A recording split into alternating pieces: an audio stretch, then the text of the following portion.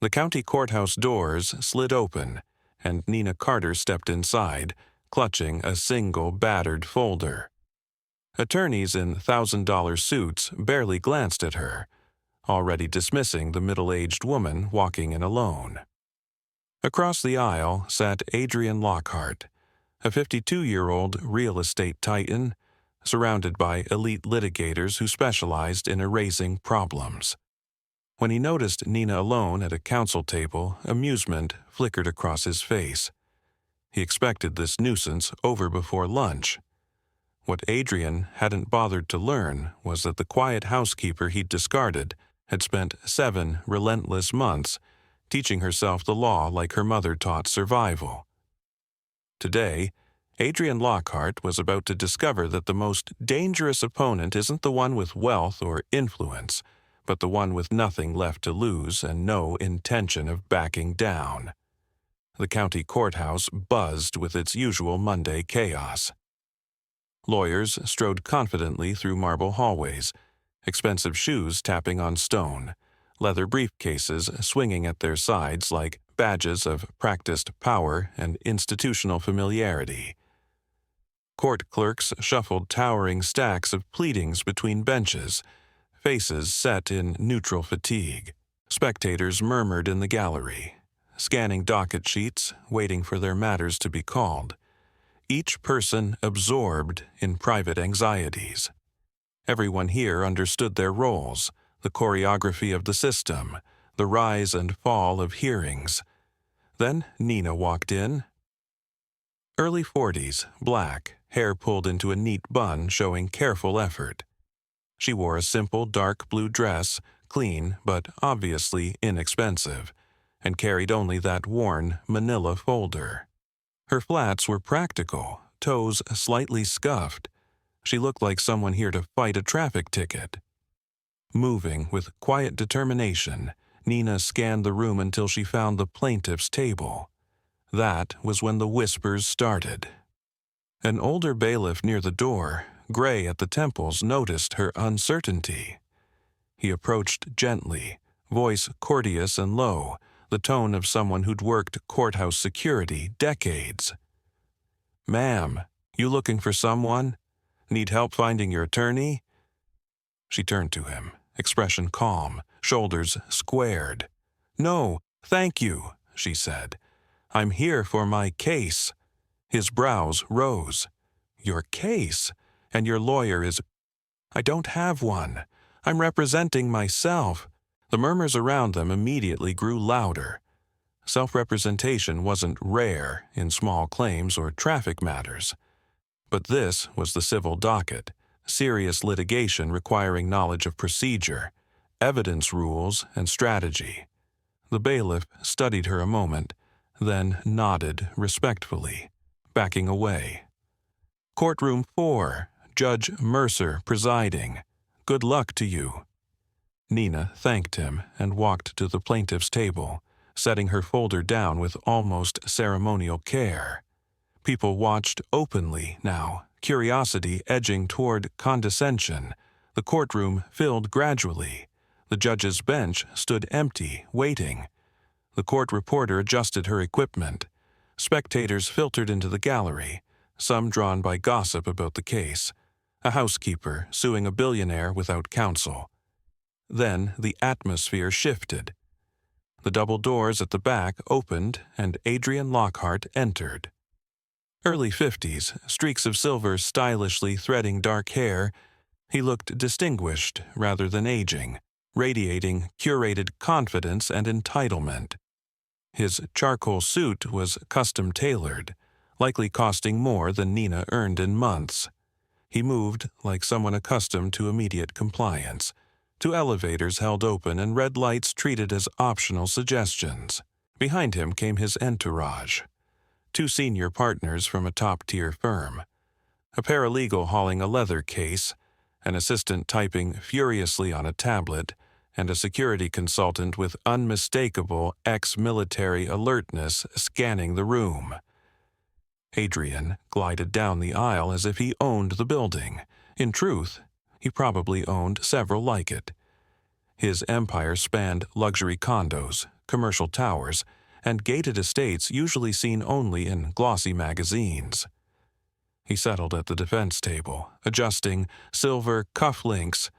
Only then did his gaze drift across the aisle.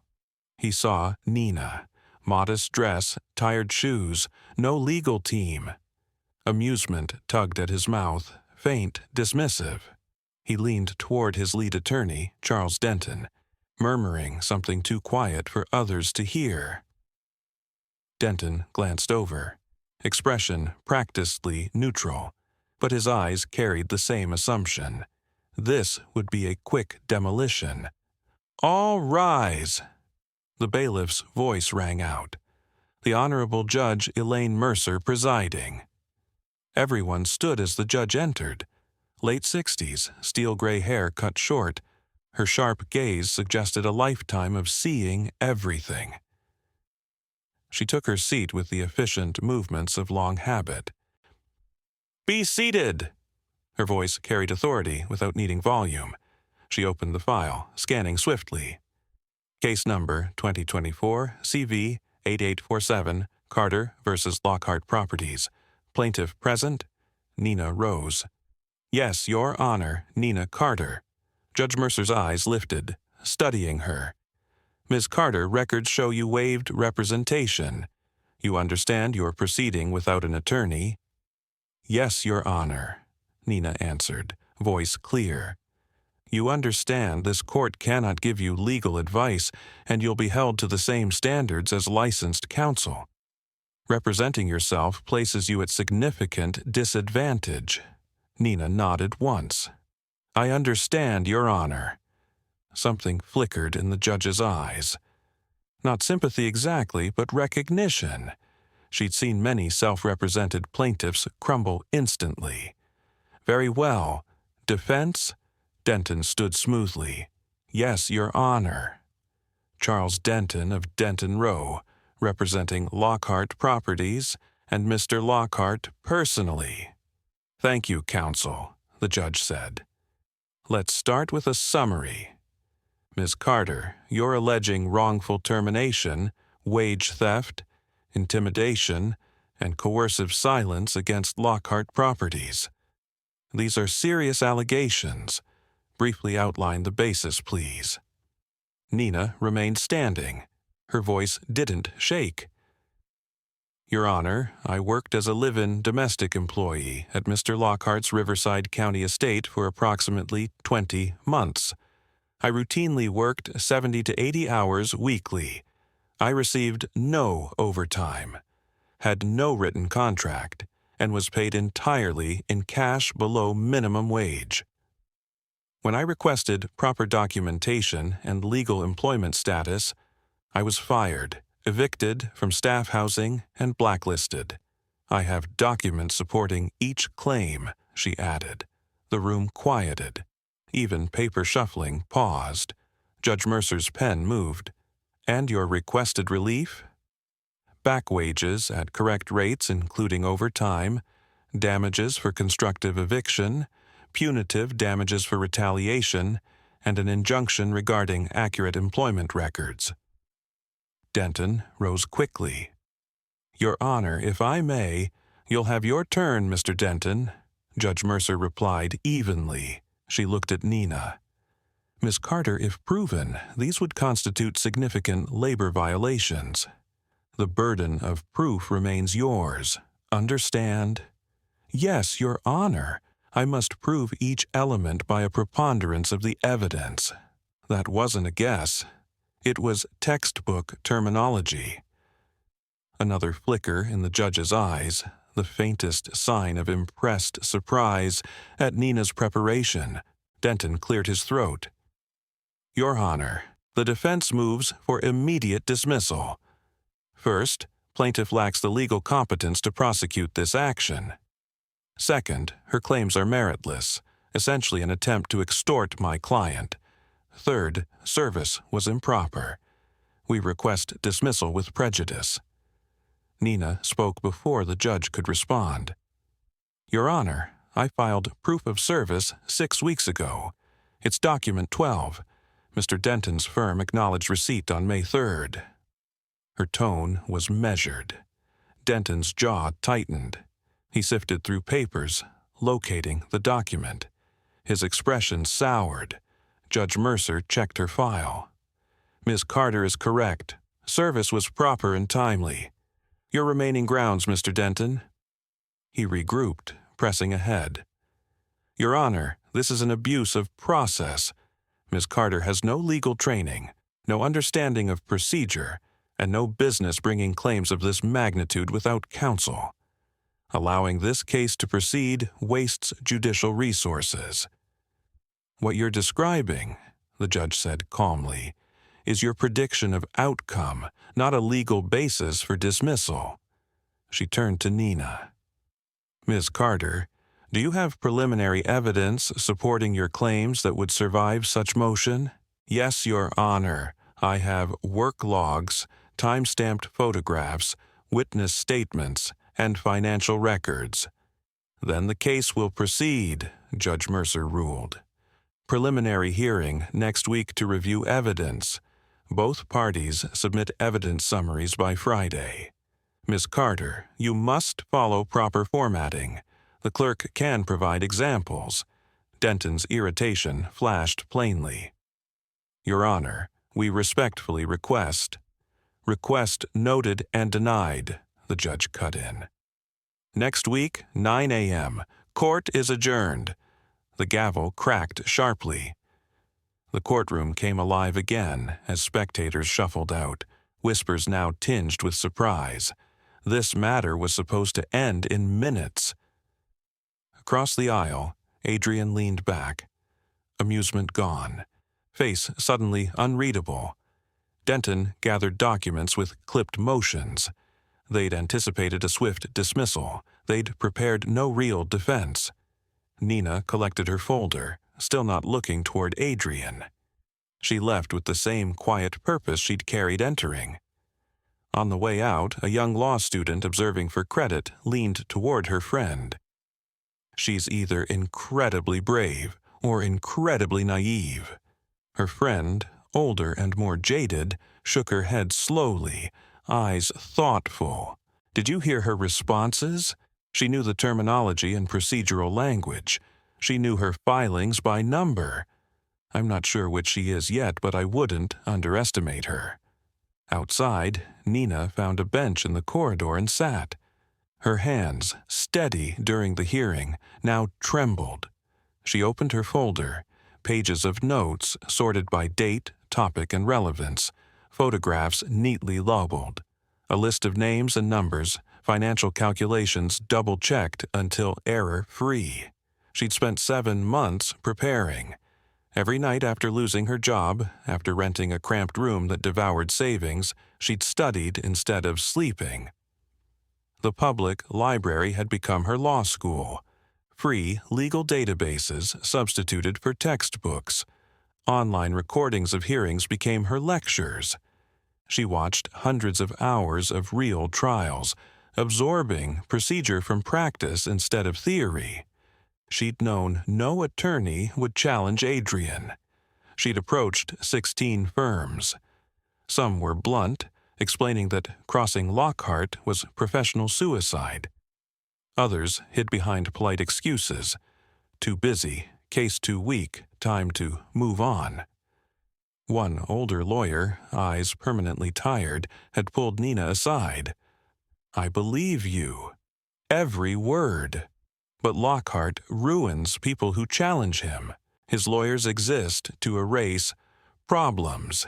If I take you, I'm next. I have a family, a mortgage. I'm sorry.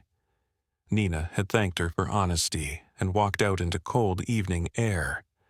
That night she decided, if no one would fight for her, she'd fight herself. Her phone had buzzed later, an unknown number. Drop this while you still can. She deleted it. Not the first threat, certainly not the last. Fear had become a constant background hum in her life. The following week blurred into preparation. By day, Nina stocked shelves and ran registers at a discount grocery. earning barely above minimum wage. Her co-workers knew nothing about the lawsuit. To them, she was simply reliable. During breaks, she sat in her car, scrolling legal procedures on her phone, memorizing terminology, reading sample motions. At night, she returned to her tiny boarding house room. Twin bed, rickety desk, closet barely wide enough. Thin walls carried neighbors' lives. Mrs. Chu's game shows next door. The couple upstairs arguing about overdue bills. The heavy footsteps of a night shift worker returning after midnight. Nina tuned it out, focusing on documents and deadlines. She spread papers across the desk. Laptop open to formatting guides. Phone playing soft instrumental music to maintain concentration. Every claim required evidence. Every exhibit needed labels, dates, explanations. The court wouldn't forgive sloppiness just because she was pro-C. By Wednesday, her evidence summary neared completion. 49 pages of organized information. Each allegation linked to supporting documents. Each document described plainly. She'd learned judges often preferred clarity to grandstanding, substance instead of theatrical legal jargon. Thursday morning, Nina reached the courthouse early. The clerk's office opened at 8, and she wanted reassurance that her formatting met expectations before Friday's deadline. Linda, a clerk in her early 60s, was already sorting filings. When Nina approached with her draft, Linda looked up, wearing the expression of someone expecting another disaster. She started reading, flipping through pages. After a minute, her face softened, surprise replacing irritation. "You formatted this correctly," she said. "I followed the examples you gave me," Nina answered. "People say that," Linda muttered, turning another page, "then hand in garbage. But this is actually solid." Relief loosened something tight in Nina's chest. Maybe she wasn't fooling herself. Linda lowered her voice. "Most people who try this give up after the first hearing. You didn't. That matters." Nina managed a humorless smile. "Making it past one hearing isn't winning." "No," Linda agreed. "But it isn't losing either. In 29 years here, I've seen plenty chasing justice who never find it. Every so often, though, someone walks in who really did their homework, who treats the system seriously, despite everything. Those people have a chance." She stamped Nina's summary. "Good luck in there." Nina carried those words through Friday, through the weekend, through the sleepless Sunday night before the preliminary hearing. At 6 a.m., she rose anyway, showered, pressed her navy dress again. The following Monday, Nina entered the courtroom carrying the same folder, now thicker with exhibits. The gallery was fuller. Word had spread, the housekeeper suing a billionaire alone. Some spectators came for spectacle, others maybe for hope. Adrian arrived just before the hour, his expression no longer amused, only irritated, as if forced to handle a problem that should already be resolved. Denton's team wheeled in multiple file boxes, clearly intending to bury Nina in paper. Judge Mercer reviewed their evidence summaries. Nina had filed 49 pages. Lockhart's attorneys had filed 600 plus. Denton rose. "Your Honor, our comprehensive documentation shows Ms. Carter's employment was voluntary, properly compensated and terminated solely for performance issues and security violations." He spoke with smooth confidence, layering jargon over every sentence. "We've included staff statements, financial records, and evidence of Ms. Carter's misconduct." He sounded like a man who'd given this speech dozens of times, expecting another easy win. "Ms. Carter, response?" the judge asked. Nina stood. "Your Honor, I request the defense identify which specific documents directly contradict my time logs for March 15th through March 31st of last year." Denton blinked, thrown off script. Self-represented plaintiffs usually rambled emotionally, not demanded pinpoint citation. Our submission is comprehensive, Your Honor. We aren't required to— Actually, the judge interrupted calmly, if plaintiff requests specificity, and you submitted 600 pages, the court appreciates guidance. Denton's associate rifled through boxes while silence stretched awkwardly. Finally, Denton cleared his throat. Those dates are addressed in Section 7, subsection C, documents 343 through 347. Nina didn't even open her folder. Your Honor, those are payroll summaries for primary household staff. I wasn't on that payroll. I was paid separately in cash specifically to avoid documentation. That's central to my claim. The judge's expression sharpened at that detail. Alternative means, Denton interjected. Cash arrangements appropriate for her role. Alternative means, the judge repeated, eyebrow arching.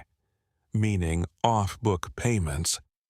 Records exist, Your Honor, Denton insisted. They're kept in a separate system for independent contractors. Nina spoke again. Your Honor, I request those contractor records be produced, including any contracts stating my compensation and hours. A heavy silence followed. Denton's jaw clenched. We'll require time to retrieve those from archives. How much time? The judge asked. 2 weeks. You have one, she replied, making a note. Miss Carter, anything further? Yes, Your Honor. The defense claims my termination involved security violations, but gives no specific dates or incidents, Denton explained. Those details involve sensitive estate security protocols not suitable for open court. Then file under seal for my review, Judge Mercer said. Same deadline, 1 week. Adrian leaned forward now, no longer relaxed, studying Nina intently. This was not unfolding as planned. The housekeeper kept asking precise questions. His expensive attorneys were scrambling. Denton tried another angle. Your Honor, we renew our motion to dismiss based on plaintiff's inability to prosecute this action competently. Miss Carter, the judge said, do you understand his argument? Yes, Your Honor. He believes that because I lack a law degree, I can't possibly know what I'm doing. But my questions are simple. Where are the records proving I was properly paid? Where is the evidence of security violations used to justify firing me? Those aren't complicated legal theories. Those are basic facts. Several spectators nodded unconsciously, moved by her clarity. The judge's face remained composed, but her eyes warmed slightly. Motion to dismiss is denied. This matter will proceed to discovery. Both sides will exchange relevant documents within 2 weeks. Contract worker records and security reports included. Miss Carter, you'll produce any additional evidence supporting wage theft and wrongful termination. The gavel fell. Outside, Adrian stormed into the hallway, footsteps clipped. The door hadn't fully closed before his voice floated back, tight with anger. This should already be finished, he snapped. Denton's reply was too soft to catch, but his defensive posture said enough. Nina packed her papers carefully, heart pounding, but her hands remained steady. She'd forced their hand. She'd survived another hearing and compelled document production they'd clearly hoped to avoid. As she left, a reporter approached. Miss Carter, I'm with the City Ledger. Will you answer a few questions? Nina shook her head politely. No comment, thank you. People are following this, you know. The housekeeper versus the billionaire. It's compelling, the reporter persisted. It's not a story, Nina replied quietly. It's my life. She walked away before more questions came. Outside, warm afternoon sun fell across the courthouse steps.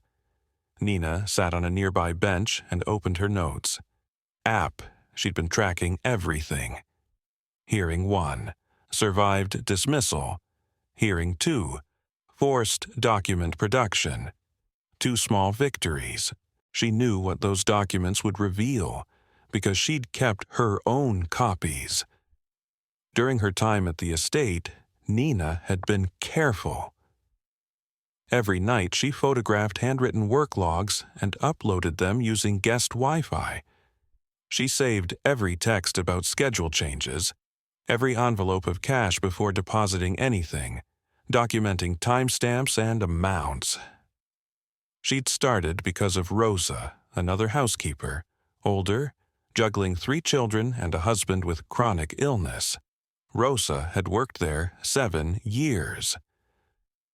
When a business associate cornered her in a hallway and made threats disguised as invitations, Rosa reported it. She was fired the next day, employment records scrubbed, reputation quietly poisoned.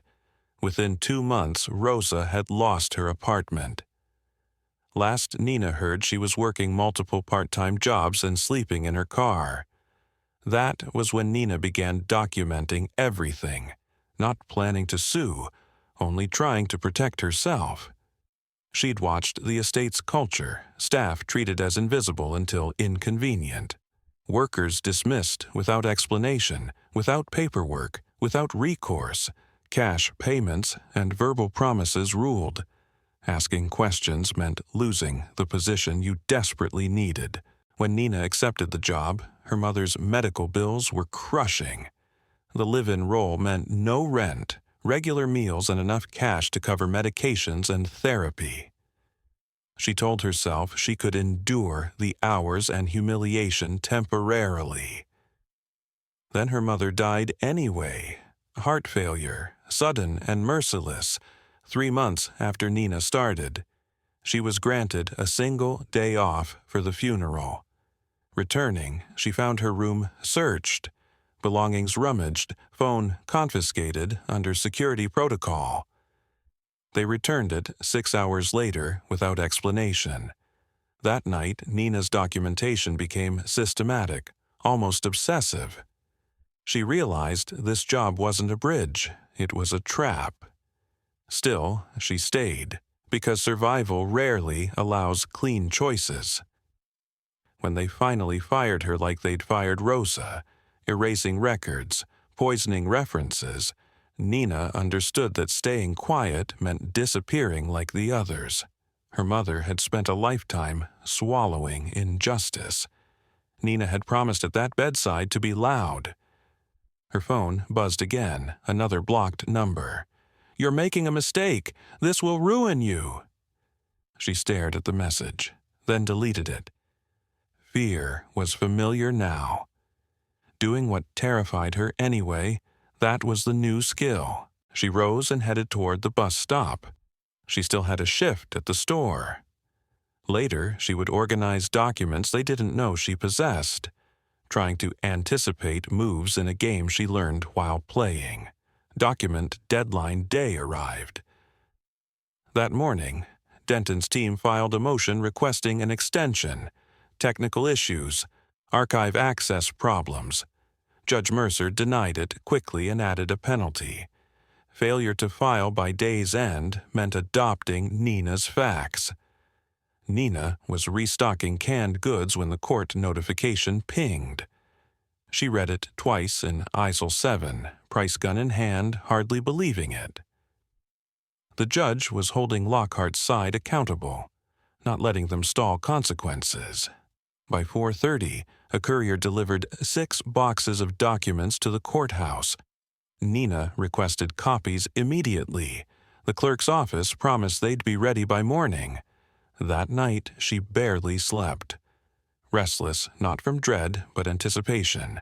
She knew those documents would expose more than intended. The next morning, she arrived at 7:30. Linda already worked behind the counter. 6 boxes, Linda said quietly. gesturing toward a table. That's a lot of paper hiding sparse truth. Nina spent 4 hours sifting through everything. Much was irrelevant. Standard payroll for regular employees, policy memos, routine HR forms. Then, buried in Box 4, she found a folder labeled Residential Contract Services, Cash Disbursements. Inside were payment logs, cash amounts, initials, dates, vague descriptors like household assistance or property services. No hours, no contracts, no clear classifications. The amounts, compared with typical schedules, clearly fell below lawful compensation standards. Her name appeared repeatedly. 18 months of payments, exactly matching what she'd received, all insufficient for the hours she'd recorded. More importantly, dozens of other names appeared, some familiar from the estate, others she'd never met. A clear pattern emerged. Lockhart had been running this system for years. Nina photographed every page, compiled notes, and prepared her analysis. That afternoon's hearing was set for 2. She arrived early, folder heavier, shoulders squared despite exhaustion. The gallery was fuller than ever. Reporters, legal observers, and several people Nina recognized from the payment logs filled the benches. Adrian arrived at the 158, expression drawn, tension visible. Denton looked exhausted, his polished demeanor fraying. Judge Mercer called court to order and looked directly at the defense. "Mr. Denton, the court has reviewed your documents. I have questions." Denton rose. "Of course, Your Honor. These payment logs list first names and initials only. No contracts, hour records, or tax documents. Explain the system." Denton answered smoothly. "Those are independent contractors preferring cash arrangements, common in residential management." "Independent contractors," the judge repeated slowly. "Miss Carter, were you such a contractor?" Nina stood. "No, Your Honor, I was a live-in employee. I worked a fixed schedule, took orders from household supervisors, wore uniforms, and had no control over my duties or hours. That's an employee under federal law." "That's my understanding as well," the judge said.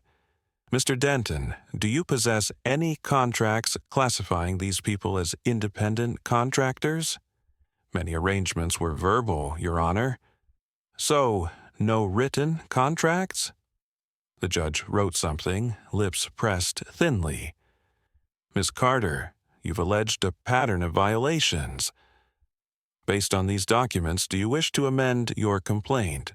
Nina had prepared for exactly this question. "Yes, Your Honor.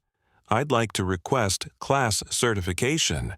These records show systematic wage theft affecting multiple workers over years. I believe this meets requirements for class action status." Silence fell like a blanket. Denton's face drained. Adrian leaned forward, gripping the table, eyes narrowing. A class action meant dozens of plaintiffs, potentially millions in damages, and public scrutiny that could scorch Lockhart's empire. "Your Honor," Denton protested sharply, "this is highly irregular. Miss Carter is unqualified to serve as class representative. She has no legal training, no resources for a class case, and is clearly being influenced by activist organizations. This is a transparent attempt to force a settlement through intimidation." "Is it working?" the judge asked mildly. A ripple of hushed laughter moved through the gallery. "Miss Carter," the judge continued, "do you understand what class certification requires?" Nina nodded. "Yes, Your Honor. I must show common questions of law or fact among class members. I must show my claims are typical of the class, that I can adequately represent them. and that the class is numerous enough to make individual suits impractical. The courtroom stilled. Nina's explanation was crisp, textbook accurate. The judge studied her for several seconds. "You've done your homework." "I had to, Your Honor," Nina replied. "Mr. Denton, does your client wish to respond before I rule?" Denton bent toward Adrian. They conferred intensely, voices low. Adrian's hand sliced through the air irritably several times. Denton shook his head, then nodded once. Resigned. After nearly 3 minutes, Denton straightened. "Your Honor, my client proposes private mediation to resolve this matter confidentially. We're prepared to offer Miss Carter substantial compensation in exchange for a full release and strict confidentiality." The judge's eyebrow lifted. "Miss Carter." Nina didn't hesitate. "I decline, Your Honor." The gallery rustled with visible surprise. Denton's composure cracked. "You decline?" he repeated. "You're being offered financial security, a chance to move on. I struggle to understand why anyone would refuse unless there are other motivations besides justice." His implication hung heavy. Judge Mercer's gaze cooled. "Are you questioning her integrity, Mr. Denton? Merely observing that rejecting reasonable settlement suggests interests beyond the merits, publicity, political activism, perhaps." Nina's voice sliced cleanly through. She hadn't planned to speak then, but did. "I'll tell you what this is about," she said, turning to face him. "It's about Rosa, who lost her job and home after reporting harassment. It's about Caleb, whose name is in those logs. He worked 70-hour weeks for 5 years and was fired when he asked for proper documentation. It's about every person who thought they had no choice but silence because one man could make them vanish. You're offering me money to disappear. That's the pattern," Nina continued, voice steady, reaching every corner of the room. "Pay just enough to quiet problems, never enough to change anything. I'm not interested in disappearing." Silence followed, thick and stunned. Denton opened his mouth, then shut it again. In the gallery, an older woman Nina recognized from the logs, Helen, a former housekeeper, pressed a hand over her mouth, tears streaming quietly. Beside Helen, a younger man Nina didn't know. Nodded slowly, jaw clenched. Adrian's complexion went from pale to flushed. His fingers dug into the table edge until his knuckles whitened. For a second, he looked ready to explode, but he stayed seated, fury contained behind tightened lips. Judge Mercer leaned back, studying Nina carefully. "Miss Carter, I'll be frank. Class litigation is complex, expensive, and exhausting. It demands resources and expertise you currently lack. Even with a strong case, you'd face serious disadvantages. Are you certain you want this?" Nina met her gaze.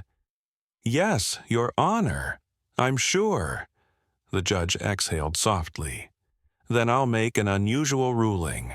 I'm granting preliminary approval for class certification, pending notice to potential members and a formal adequacy hearing. However, I strongly recommend Ms. Carter seek pro bono counsel. There are organizations specializing in class labor cases. I'll provide a list." Denton leapt up. "Your Honor, this is careful counsel," the judge warned, voice suddenly edged with steel. "I've reviewed the evidence.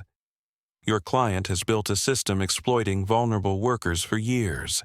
Miss Carter, representing herself, doesn't lessen the seriousness. It sharpens it." She turned back to Nina. "You've come this far on preparation and grit. The next phase will be harder. Discovery will be expedited. 3 weeks. We'll reconvene for the adequacy hearing November 15th. Meanwhile, Mr. Denton, your client is not to contact potential class members. No settlements, no NDAs, No communications about this litigation. Are we clear?" "Yes, Your Honor," Denton replied, voice strained. "Miss Carter." "Yes, Your Honor. Thank you." The gavel fell. As the courtroom emptied, Nina gathered her folder, hands finally shaking. She'd done it. The case wasn't just alive, it had grown into something larger. A woman in her early 50s approached, dressed professionally, posture confident. "Miss Carter, I'm Laura Hayes with the Labor Justice Alliance. We're a nonprofit handling worker rights cases. I've been following your hearings. I'd like to discuss representation." Nina blinked. "You want to represent me?" "We want to work with you," Laura corrected gently. "You've done what many lawyers never do, build momentum alone. But the judge is right. The next phase needs resources. We can provide that. You'd still be lead plaintiff. You'd still help decide strategy. You just wouldn't be standing alone anymore." For the first time in months, tears pricked Nina's eyes. She swallowed hard, voice thick. "I can't pay you." "We don't charge clients," Laura said. "That's what pro bono means." She handed over a card. "Think about it, but don't wait long. We have a lot of ground to cover." After she left, Nina sat alone at the plaintiff's table, sunlight streaming through high windows, casting long shadows across empty benches. Her phone buzzed again, another unknown number. She braced for another threat before checking. "Thank you for not giving up," the message read. "You don't know me. I worked at the estate 3 years ago. They did the same to me. I'll testify if you want." Another message followed. "I saw the news. I was there too. Count me in." Then another. "My sister worked for Lockhart. She never told us what happened. Now I understand. How can we help?" Messages kept arriving, one after another. People she'd never met, all with similar stories. For the first time since this started, Nina felt something powerful settling in her chest, the certainty that she wasn't alone. Outside, Adrian sat in the back of his luxury sedan, watching rain streak down tinted glass. His voice, low and controlled, carried barely suppressed fury. "I don't care what it costs. Find out who's backing her. Nobody prepares like that without help. Nobody learns those laws alone. Someone's funding this, someone's coaching her. I want her financials, phone records, housing, job, family, everything." His security director hesitated, muttering about legal limits. Adrian's patience thinned. Another call came from corporate counsel. "We need to talk. The labor board opened an inquiry. So did state tax authorities. They want 5 years of payroll, classifications, filings. Former employees are lining up with matching stories." Counsel's voice shook slightly. "They're serious, Adrian. Very serious. Unreported cash wages, no taxes, no insurance. This could mean criminal charges. They want an example, and you're perfect." Later, at the adequacy hearing, Denton argued Nina was unqualified, conflicted, manipulated. The longer he spoke, the more desperate he sounded. She was everything. Nina wasn't. Polished, seasoned, commanding, the kind of advocate judges actually listened to. But when Laura spoke, she didn't talk about herself. She talked about Nina, unwavering and precise. "Your Honor, Ms. Carter has already proved she's adequate," Laura said. "She filed this case alone, survived multiple hearings, uncovered evidence prestigious firms missed, and forced one of the richest men here to follow the law. She didn't do it with money, connections, or fancy credentials. She did it with research, courage, and a first-hand understanding of the harm these workers suffered, because she lived it." Laura gestured toward the gallery, where dozens of former staffers watched. "These people trust her, Not because she's an attorney, but because she's one of them, the only one who stood up when nobody else dared. That's adequacy, Your Honor. Not perfection, not elite diplomas. The willingness to fight for people who can't fight alone. The courtroom fell silent until Judge Mercer finally spoke. "Miss Carter, approach the podium, please." Nina stepped forward, heart pounding so hard she could feel it in her throat. "I've been on this bench over 15 years, the judge said. "I've seen thousands of cases and more lawyers than I can count. Most are competent. Some are brilliant. Very few show the persistence you have. But determination alone isn't enough. This case will be attacked from every angle. Your character, motives, and judgment will be dissected. Opposing counsel earns more in a week than you made all year. They'll go after your past, your choices, your dignity. Can you handle that pressure?" Nina met her eyes. "Your Honor, they've been doing that since day one. I'm still standing." Something softened in the judge's expression. Not quite a smile, but close. "Yes, you are." She turned to the courtroom. "Class certification is granted. Ms. Carter will serve as lead plaintiff, with Laura Hayes of the Labor Justice Alliance as class counsel.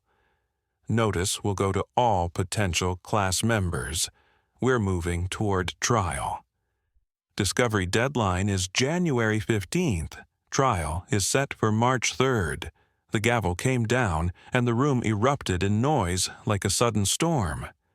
Nina stood frozen at the podium, struggling to absorb what had just happened. Laura squeezed her shoulder, grinning. "We did it," she said quietly. "No," Nina answered, dazed. "You did it." "You started it," Laura replied. "The rest just followed."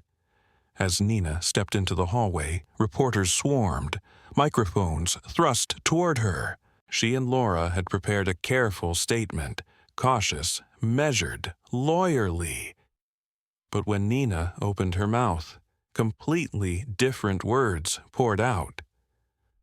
"I'm not doing this because I hate Adrian Lockhart," she said. "I'm doing this because I love the people who deserve better. That's the difference between us." For a heartbeat, the hallway went completely still. That night, her words were everywhere. Local news, viral clips, think pieces about labor rights. The story wasn't just housekeeper sues billionaire anymore. It had become about power, accountability, and what happens when someone refuses to disappear. Back in her small boarding house room, Nina watched coverage on her old laptop. Phone buzzing with messages from strangers thanking her. The trial was months away. The hardest part waited ahead. Still, for the first time, she let herself feel hope. The morning after certification, her phone rang at 6:30. Unknown number. She answered anyway. "Miss Carter, my name is Jennifer Cole. I worked at the Riverside estate 4 years ago. I need to tell you what they did to me." By week's end, Marcus Webb's investigation had identified 73 potential class members. Every one of them had been pressured into silence. The Labor Justice Alliance rented a larger office, transformed a conference room into a litigation war room. "He's got 17 properties," Marcus said, pointing at a wall-sized map layered with sticky notes. "We've found evidence of labor violations at 12. This isn't an accident. This is built into how he runs everything." Nina studied the map, recognizing several locations. The Riverside estate where she'd worked, the downtown high-rise serviced by night cleaners, the year-round beach compound requiring constant staff. How did he think none of this would catch up to him? "Because it never has," Laura answered. Wealthy employers break labor laws all the time. Most workers are terrified to report anything. Those who do usually can't afford lawyers. The system grinds them down. Lockhart exploited that for years. Until now, one of the senior associates added. Until now, Laura echoed, looking at Nina. You change the math. But Adrian wasn't surrendering quietly. 3 days after the hearing, Nina's landlord called with forced casualness. I'll need you out by month's end, he said. I'm selling the building. Nina paused mid-fold over a pile of laundry. You never mentioned selling. It just happened, he replied quickly. She knew immediately someone had leaned on him.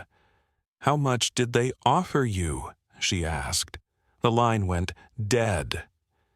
That evening, Nina sat in Laura's office, jaw tight. I've got 3 weeks to move, she said. No savings, no steady job, and a trial coming. Laura made 2 calls, then returned. A friend has a small studio below market. You can move in this weekend. I can't afford that. The Alliance will cover it. This is retaliation. We protect our clients. I'm not a charity case, Nina muttered. You're a target of a billionaire trying to crush you, Laura answered. That's different. She sat across from Nina. This will escalate. He'll come after your housing, your job, your reputation. I know. Knowing and living it aren't the same, Laura said quietly. Nina met her gaze. I walked into court alone against a man who could buy this building before lunch. I understand pressure. Laura studied her, then nodded. Yeah, she said softly. I think you do. The attacks did escalate. A week later, Nina's grocery store manager called her into his cramped office, avoiding her eyes. Corporate's worried about the publicity. Your hours are cut to 4 a week. Nina stared. That's basically firing me. I know, he said, genuinely regretful. I'm sorry. She cleaned out her locker, walked into the parking lot, and called Laura. Document everything, Laura said. This is more retaliation. Is it working? Nina watched shoppers pushing carts under fluorescent lights. No, she answered. Good, because we just got the discovery dump, and it's catastrophic for him, not us. The documents told the story the Alliance had suspected, only worse. Employment records stretched back a decade, revealing a pattern impossible to spin as accidental. Hundreds of workers paid off the books. Millions shaved from payroll through unpaid overtime, off-the-record shifts, and fake contractor classifications. Systematic theft laid out in spreadsheets. The worst piece came from an unexpected place, a confidential audit Adrian commissioned 3 years earlier. His own accountant had put everything in writing. Labor practices illegal, exposure massive, risk unsustainable. Adrian's email response was, damning. Handle quietly. Make sure nobody talks. This is consciousness of guilt, Laura told the team in a strategy meeting. He knew it was wrong, knew it was illegal, and chose profit anyway. That makes our argument for punitive damages significantly stronger. Marcus added more files to the growing mountain. We've lined up 14 former employees willing to testify. Different years, different properties, same pattern. Several documented things like Nina. This isn't he said, she said anymore.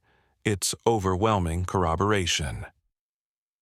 Trial prep devoured December and January. Nina spent her days at the Alliance office, organizing exhibits, reviewing statements, and meeting class members. Without her grocery pay, she survived on a modest stipend the nonprofit scraped together. It humbled her, but also freed her. For the first time since filing, she wasn't juggling shelves and shifts. She could focus entirely on the fight without wondering how she'd pay for groceries or bus fare. Laura brought her thick binders and thinner paperbacks, explaining trial procedure, evidentiary rules, and how juries actually think. "You won't be questioning witnesses," Laura said over lukewarm takeout one night. "That's my job. But you're the face of this case. The jury has to see you understand exactly what's happening. You're not a prop. You're the person who built this." Nina nodded. "I want to testify," she said. "That's assumed," Laura replied. "But understand, Adrian's team will come at you hard. They'll try to rattle you, twist your words, paint you as greedy or dishonest." Nina took a breath. "Let them try." Laura smiled, tired but proud. "That's the attitude. Now, let's make sure your answers survive their worst spin." For weeks, they practiced. Marcus played the hostile defense lawyer, firing rapid, cutting questions. He was better at it than Nina expected. Some sessions left her shaken and doubting, wondering if she truly could hold up on the stand. But every night she reviewed transcripts of her practice testimony, marking weak spots, rewriting answers, learning how to stay calm under pressure without sounding rehearsed. She wasn't naturally confrontational, but she was learning to be unshakable.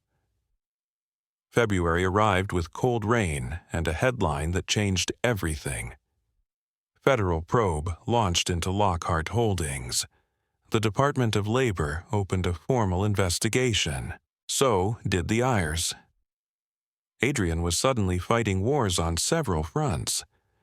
His attorneys rushed to delay the trial, arguing that active federal investigations would prejudice the jury. "The publicity will poison the panel," Denton insisted. Judge Mercer barely glanced up. "You had years to fix this. The trial date stands."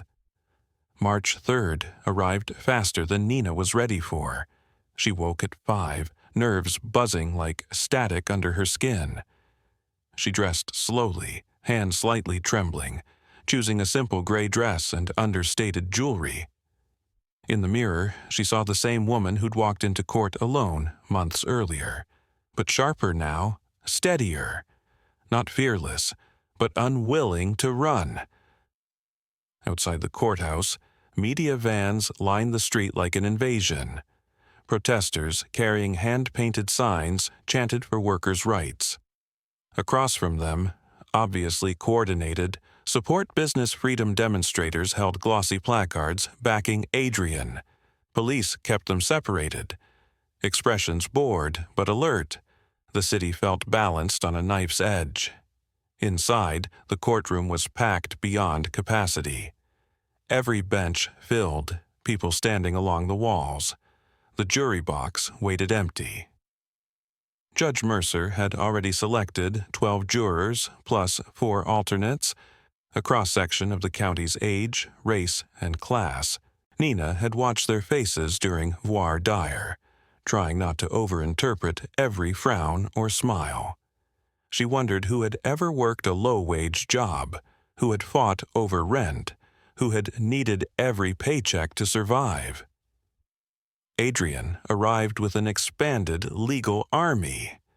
Denton led, but he'd brought in a veteran trial specialist, Catherine Vance, late 50s, legendary for surgical cross-examination and turning sympathetic witnesses into unreliable narrators.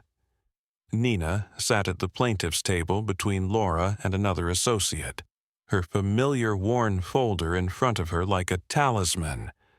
Behind them, rows of class members filled the gallery. Jennifer, Dorothy, Marcus, and so many others. Their presence steadied her. These weren't theoretical victims. They were people who had lived the same grind, the same fear. "All rise," the bailiff called. Judge Mercer took the bench. The jury filed in, faces solemn, expressions carefully guarded. "Ladies and gentlemen," the judge began. "We're here for the trial of Carter versus Lockhart Holdings, A class action alleging systematic labor violations.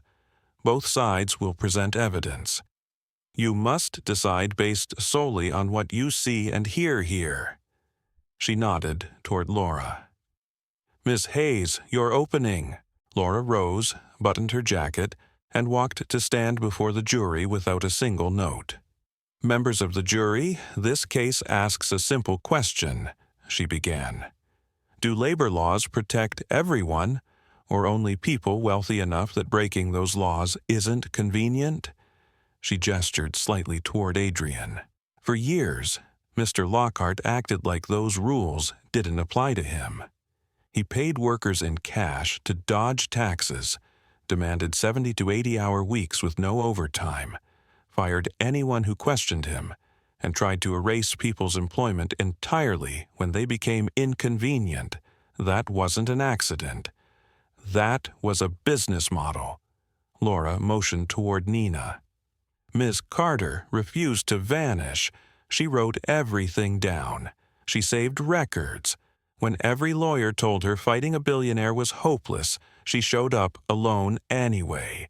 She did what many of us hope we do. She stood up. Jurors glanced at Nina. She kept her posture relaxed, face calm. "Over the next week," Laura continued, "you'll hear from 14 former workers. You'll see proof of systematic wage theft and internal emails showing Mr. Lockhart knew it. You'll see a clear pattern: long hours, low pay, off-the-books arrangements, and retaliation against anyone who spoke." She paused. "The defense will say these were independent contractors, as if that phrase magically erases legal rights. But the law is clear. You can't sign away basic workplace protections. You can't make an agreement to be exploited. And you absolutely cannot retaliate against people for asserting their rights." She looked directly at Adrian. Nina Carter followed every rule. She kept records, asked questions, and filed complaints. Adrian Lockhart broke those rules systematically for years. The evidence will prove it.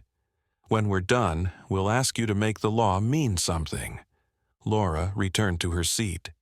Nina squeezed her hand under the table. Then Catherine Vance stood, heels tapping softly as she approached the jury box, expression almost soothing. "You've just heard a moving story," she began. "Stories matter. They stir emotion. They make us root for underdogs. But your job isn't to judge stories. It's to weigh facts. And the facts here will show something very different from that narrative." "Miss Carter made choices," Vance continued calmly. "She accepted cash pay. She didn't insist on written contracts. She chose to work long hours because she felt the compensation was worth it. Those were her decisions. When she was let go for legitimate performance reasons, she reinterpreted those choices as exploitation." Nina felt anger flash but kept her face neutral. Under the table, Laura's fingers tightened, a silent reminder. "Don't react." "Mr. Lockhart is a successful businessman employing hundreds," Vance went on. "He's contributed millions through taxes, philanthropy, and jobs. He's not perfect. Who is? But he's not the villain opposing counsel wants you to imagine. He ran his household staff like many wealthy families do, informal, flexible arrangements that worked for everyone until Miss Carter decided they no longer worked for her." She gestured toward Adrian, then toward the gallery. "You'll hear from current employees who are satisfied and proud to work for him. You'll see records documenting performance problems. You'll learn her termination stemmed from those issues, not retaliation." Vance's voice softened almost sympathetically. "Losing a job is painful. It's understandable she's upset. But being upset doesn't mean the law was broken. When the evidence is in, you'll see Mr. Lockhart managed his staff within accepted norms." She returned to the defense table. Adrian leaned back, appearing confident again. Judge Mercer looked at Laura. Plaintiffs, call your first witness." "The plaintiffs call Nina Carter," Laura said. Nina rose, legs shaky but resolute, and approached the stand. The bailiff held out a Bible. "Do you swear to tell the truth, the whole truth, and nothing but the truth?" Nina looked at the jury, at the gallery, then at Adrian's calculating stare. "I do." She sat. Laura approached with gentle, steady questions. Name, age, background, how she'd come to work at the Riverside estate. It felt strangely like introducing herself to strangers who would decide her future. "Miss Carter, describe a typical workday at the estate," Laura said. Nina took a breath. "I started at 6 a.m. I cleaned the main house. 6 bedrooms, 8 bathrooms, kitchen, dining room, living areas, and Mr. Lockhart's office. I handled household laundry, prepped lunch, and helped with dinner service when there were guests." "What time did your workday usually end?" Laura asked. "On quiet days, 7 or 8, with events, sometimes midnight or later." "Did you receive breaks?" "Half an hour for lunch, if there wasn't something urgent." "Days off?" "1 day every 2 weeks, usually midweek, but it could be canceled last minute." Jurors scribbled notes, faces tightening. Laura moved into pay. Hours, cash envelopes, no overtime, no tax withholdings. Nina explained the math, showing how her wages fell below legal minimum standards once actual hours were considered. "Why didn't you insist on paperwork?" "I did," Nina said, "several times. I was told the estate ran on trust, that formal documents weren't necessary, and that I should be grateful for the opportunity." "What happened when you pushed harder?" "I was reminded plenty of people would gladly take my place," she said. "That I should stop causing trouble if I wanted to stay." "Did you feel free to leave?" Laura asked quietly. "No," Nina said. "I lived on the property. All my belongings were there. My wages were too low to save anything. Leaving meant homelessness and losing the ability to help with my mother's medical bills." Laura took her through the last days. "What happened on your final day at the estate?" "I was called into the head housekeeper's office," Nina answered. "Told my services were no longer needed. Given 4 hours to pack and leave." "Were you given any explanation?" "Just that it was a business decision." "Had anyone warned you about performance issues before that?" "No," Nina said firmly. "I'd been repeatedly told I was doing excellent work." "So what did you think changed?" Laura asked. 3 days earlier, I asked again for proper documentation," Nina said. "I needed proof of employment to rent an apartment. I also mentioned reading about overtime laws. 3 days later, I was fired." Laura paused, letting the timing hang in the air. "No further questions, Your Honor?" Vance rose for cross-examination, a faint, polite smile on her face. "Miss Carter," she began, "you say you worked long hours. Did anyone physically force you to stay on duty?" Nina recognized the trap. "No one chained me to the property," she said. "But I was assigned work that simply couldn't be done in fewer hours."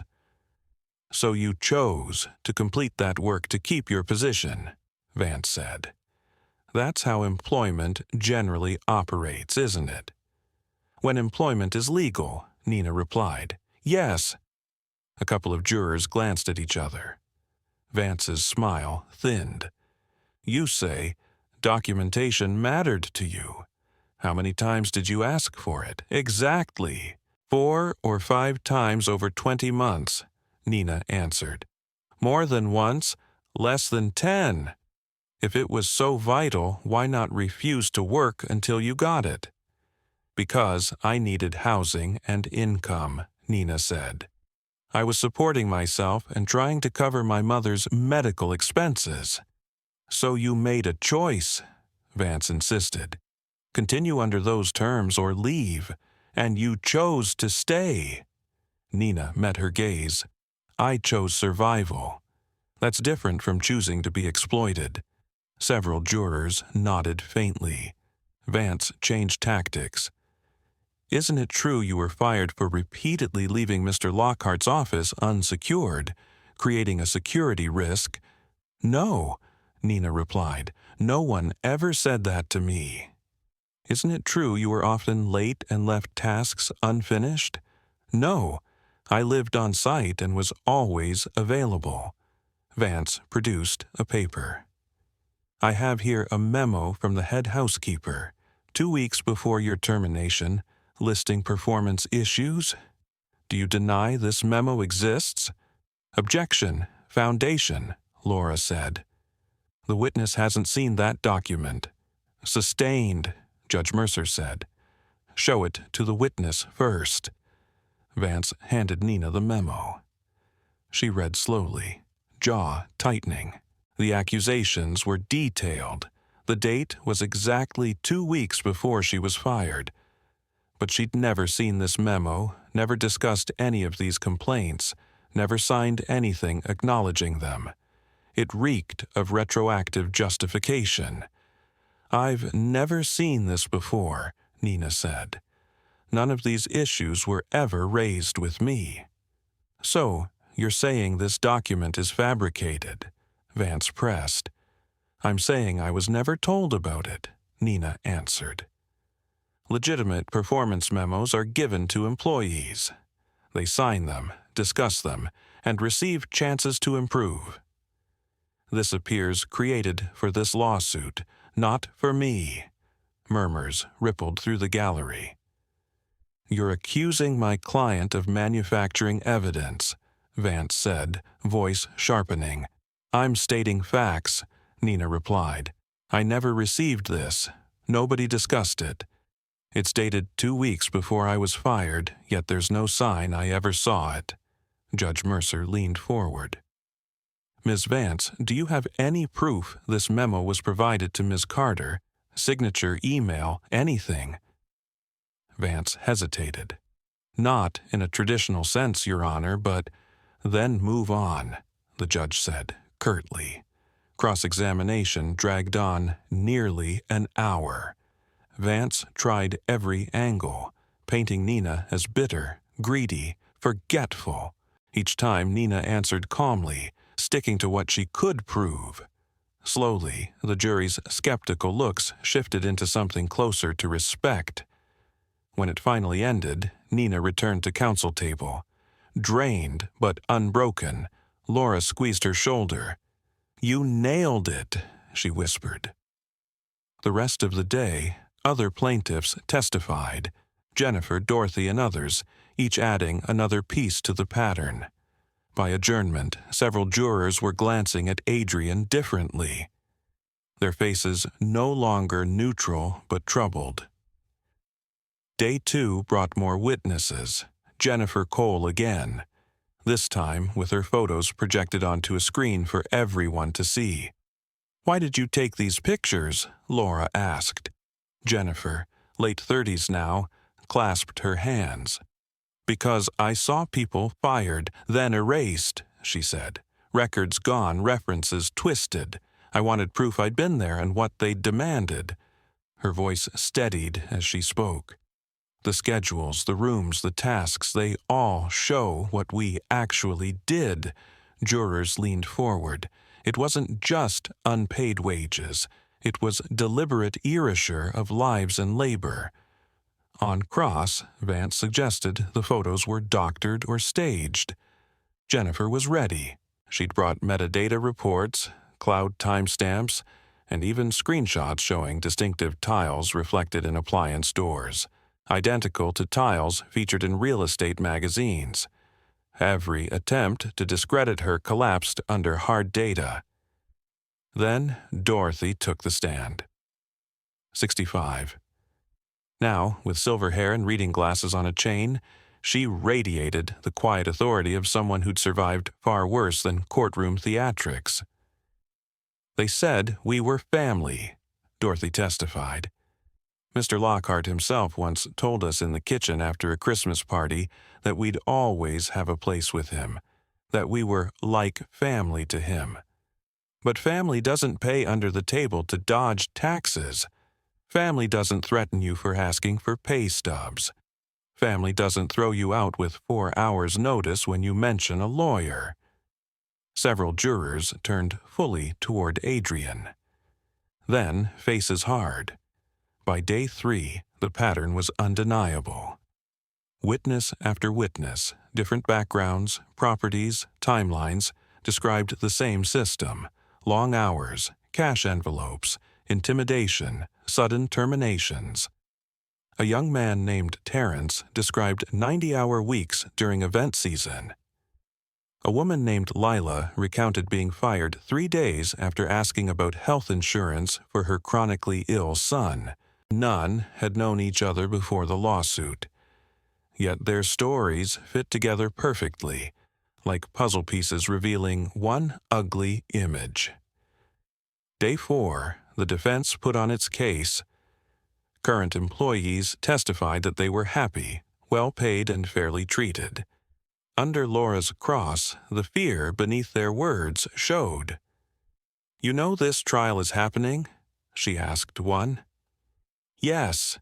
You know Mr. Lockhart is sitting right there watching." "Yes. Would you feel safe testifying differently if you disagreed with him?" Denton objected, overruled. The witness couldn't answer. His silence said everything. Then came the numbers. A forensic accountant walked the jury through ledgers, charts, and bank records. The conclusion was brutal. Roughly $12 million saved by cheating workers. "That's not a rounding error," Laura said during questioning. "That's not industry practice. That's a deliberate strategy to increase profits by ignoring the law." The corporate accountant followed, visibly sweating as he confirmed he'd warned Adrian 3 years earlier. "What did Mr. Lockhart say when you recommended changes?" Laura asked. "He said it would cost too much to fix," the accountant replied. "Too expensive to follow the law." The words hung in the air like smoke. By day 6, the plaintiffs rested. 14 witnesses, extensive financial records, internal emails, expert testimony, all pointing the same direction.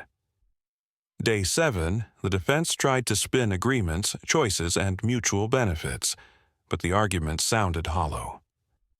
Closing arguments came on day 8. Laura stood before the jury, no notes in sight. "You've heard 8 days of evidence," she began. "You know what happened here. Adrian Lockhart built part of his fortune by stealing from people who could least afford it. He was warned. He knew the law. He chose to ignore it because obeying would have cut into his profits." She gestured toward Nina. "Miss Carter gave these workers a voice. She documented what he counted on no one recording. The defense wants you to call this voluntary. But there's nothing voluntary about work like this or be homeless. That's not a contract. That's coercion dressed up as opportunity. He had all the power. They had none. That's why the law exists, to level the field at least a little. We're asking you to enforce it." Laura reminded them of the 12 million stolen, 73 class members, 8 years of abuse. The law allows punitive damages when someone acts with knowing, reckless disregard for others' rights. She finished. "If this isn't that situation, nothing is." Vance's closing was professional but deflated, as if even she no longer believed her own arguments. She spoke about misunderstandings, gray areas, and hard business decisions, but the words felt thin after days of testimony. When she sat, the room felt already tilted toward a verdict, though no one dared say it. Judge Mercer instructed the jury, explaining legal standards, the elements of each claim, the difference between compensatory and punitive damages. "You must decide whether Lockhart Holdings violated labor laws," she said. "If yes, you must determine appropriate damages." The jury retired to deliberate. Nina, Laura, and the Alliance team returned to their office to wait, joined by class members. Hours crawled. Nina couldn't sit still, couldn't eat. Her mind replayed every question, every answer. Had she hesitated somewhere, missed something? At 4:30, Laura's phone rang. She glanced at the screen, then at Nina. "They've reached a verdict," she said, voice steady, but eyes bright. The room went absolutely silent. After only 6 hours, the jury was done. They rushed back through rush-hour traffic, Laura driving, Nina staring out the window, palms sweating. Behind them, Marcus drove a second car stuffed with plaintiffs, phones buzzing with incoming calls. By the time they reached the courthouse, another crowd had gathered. More cameras, more reporters, more signs. Nina walked up the steps through a storm of camera flashes and shouted questions, feeling like she was moving underwater. Inside, the courtroom filled instantly, some people forced to stand. Adrian sat at counsel table, skin ashen, jaw clenched like stone. His attorneys spoke in low, urgent whispers, shuffling papers that no longer mattered. The jury filed in. Nina studied their faces, searching for a clue, but they were unreadable, trained by the judge's instructions to reveal nothing. "Madam Foreperson," Judge Mercer said, "has the jury reached a verdict?" "We have, Your Honor." "On the claim of wrongful termination, how do you find?" "For the plaintiffs," the foreperson, an experienced black nurse in her 50s, said clearly. Laura's hand crushed Nina's under the table. The gallery exhaled collectively. "On the claim of wage theft?" "For the plaintiffs," another squeezed hand. Someone behind Nina let out a choked sob. "On the claim of retaliation?" "For the plaintiffs." "On the claim of labor law violations?" "For the plaintiffs." Nina's vision blurred. Around her, gross adults cried openly. People who had cleaned toilets, scrubbed floors, cooked meals for years now clung to each other, mouths open in disbelief that anyone finally believed them. "Has the jury calculated damages?" the judge asked. "Yes, Your Honor." The foreperson looked down at the form. "We award compensatory damages in the amount of $14,200,000. Gasps erupted. The judge's gavel cracked for order. "Additionally," the foreperson continued, once quiet returned, turning to stare directly at Adrian, "we award punitive damages in the amount of $35 million. This time, the reaction was uncontrollable. Shouts, sobs, stunned laughter. $49 million total. Adrian's face went chalk white. Denton leaned in, whispering urgently about appeals and post-trial motions. But it sounded hollow. Whatever happened next, the jury's judgment was now part of the record forever. "The jury has rendered its verdict," Judge Mercer said. "Defense may file post-trial motions within 30 days. Until then, this judgment stands. Court is adjourned." The gavel fell one last time. Nina remained seated, overwhelmed. People surged toward her, class members hugging her, thanking her, crying into her shoulder. Laura pulled her into a fierce embrace. "You did it," she whispered. "We did it," Nina replied. "All of us." Outside, more microphones, more cameras. Laura had prepared a restrained statement, but Nina asked to speak first. She stood on the same courthouse steps she'd once climbed alone, now facing a sea of lenses and faces. "This verdict isn't about me," she said. "It's about every person who's ever been told they should be grateful for crumbs, that they're replaceable, that fighting back is pointless. It's about proving the law applies to everyone, including billionaires who think they're exceptions. To anyone watching who's been exploited or silenced, you matter. Your work matters. Your dignity matters. Don't let anyone convince you otherwise." That night, coverage was everywhere. The verdict dominated news cycles, trending tags, op-eds. "Housekeeper wins $49 million against billionaire employer" became shorthand for something larger, a cultural flashpoint about work, power, and consequences. But the fallout spread far beyond headlines. Within a week, 3 of Lockhart Holdings' biggest investors publicly cut ties, citing ethical concerns. His various stocks nosedived, losing nearly 40% of their value in days. Regulators moved fast. The Department of Labor levied additional fines totaling $8 million for violations at other properties. The IRS escalated its case into a full criminal investigation. State labor agencies in 3 states opened their own probes. Executives resigned, some agreeing to cooperate with investigators. Projects stalled, deals collapsed. The empire Adrian had built over decades fractured under the combined weight of lawsuits, fines, and public disgust. 2 weeks later, Lockhart Holdings filed for Chapter 11. Adrian stepped down as CEO, releasing a carefully worded statement blaming an anti-business climate and punitive regulations, never acknowledging the workers. He'd hurt.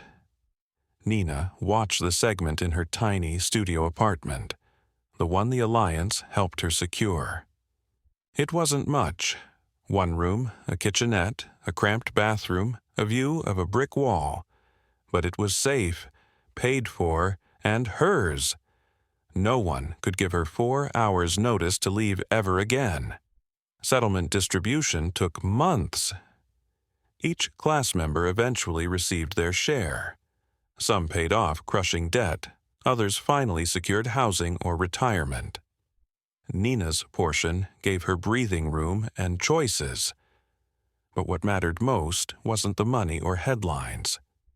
It was the quiet revolution she'd helped spark. Proof that even when the powerful demand silence, ordinary people can still choose to speak, to fight, and to change everything. Justice demands courage, not credentials. For those of us who have seen a few decades come and go, we know life has a way of testing what we truly believe in. Nina Carter's story reminds us that justice isn't just something handed down from marble benches. It's something ordinary people must sometimes wrestle for with their bare hands. She walked into that courthouse alone, carrying not power or privilege, but a battered manila folder, and the conviction that right still matters. Many of us remember times when courage wasn't optional, when we had to stand up to unfair bosses, landlords, or systems that treated working people as disposable. Nina's courage wasn't loud or glamorous. It was the quiet kind, the kind our generation respects, rooted in dignity and purpose. She proved that you don't need a law degree to know what's right, and you don't need wealth to make truth heard. What makes her story powerful is not that she won a case, but that she refused to surrender her self-worth. The system tried to grind her down, as it has done to countless others, but she met every dismissal with preparation, every insult with focus, and every threat with silence that said, "You can scare me, but you can't stop me." For readers in their 60s or beyond, that's a familiar rhythm. We've seen women like Nina before, mothers, grandmothers, neighbors who made the world fairer, one small act at a time. The lesson is clear. Courage doesn't come from credentials. It comes from character. The power of one becomes the strength of many. Older Americans understand something. Younger generations are still learning. Real change begins with one person, but it takes many hearts to keep it alive. Nina began this fight alone, but by the end, she stood surrounded by dozens of others who had once been silenced. They found their voices because she used hers first. How many of us have witnessed that same chain reaction through our lives, in civil rights, marches, labor strikes, or community meetings where one brave soul spoke and others finally stood with them? There's a reason this story resonates so deeply with those of us who have lived long enough to see history repeat. We know that isolation is the enemy of justice. The powerful win by keeping us scattered and afraid. But when Nina said no, when she refused the hush money and instead invited truth into daylight, she turned fear into a spark. That's what built movements in the past. One voice calling, another answering, until silence broke for good. For people over 65, this isn't nostalgia. It's recognition. We know that unity built unions, ended wars, and changed laws. And today, even as technology races ahead and society feels more divided, that same principle still holds. Nina Carter reminds us that our collective strength is timeless. Whether you're marching, volunteering, voting, or simply telling the truth when it's hard, every act of solidarity matters. It always has. Integrity outlasts power.